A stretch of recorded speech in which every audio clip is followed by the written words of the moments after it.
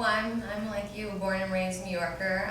But you know, I've been in the business since I was 8 years old, and been out here for about 15 years. I think the issue that I struggle the most, which is like all of us actresses, you know, we all have this. Doesn't matter, I feel, what generation. Doesn't matter what culture. There is this facade of what they think a TV star or a movie star should be.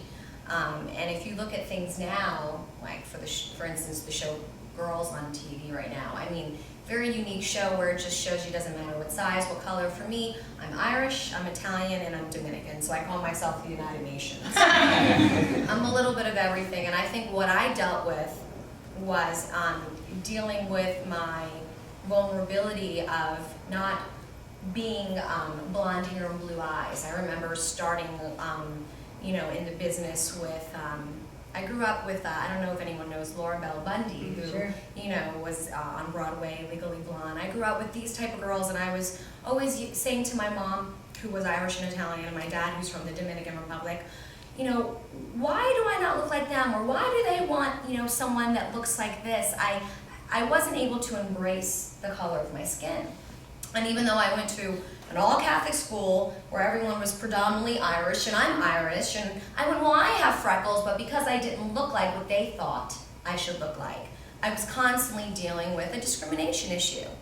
But then, when I got all that on Nickelodeon, and it was with a cast of African American and, you know, Caucasian, and I went, you know what? There's gonna be a little girl out there that's gonna look at the TV and go, you know what? I'm like Alisa. I'm like Kenan Thompson, who was on All That With Me, who's now on SNL. You know, I'm like this, I'm like that. And I went, I'm gonna embrace the fact that I'm a melting pot, and I'm gonna be a role model for the mixed child. You know, I think beauty, like you said, is definitely within being vulnerable and being compassionate. And if you can show that, then you can really show the true colors within your soul. And that's why I love the business that we're in, because at the end of the day, we're able to touch so many people in so many different ways, and they just don't realize that. So instead of taking something that we think is a facade or whatever, let's take the goodness of it, like this great event that we're doing tonight, and project the positive. I'm all about manifesting positivity, and that's why we're here tonight.